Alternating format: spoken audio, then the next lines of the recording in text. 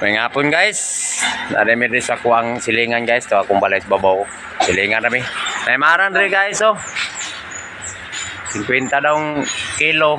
Avocado 150. Uyat nila guys. Kuwan 100.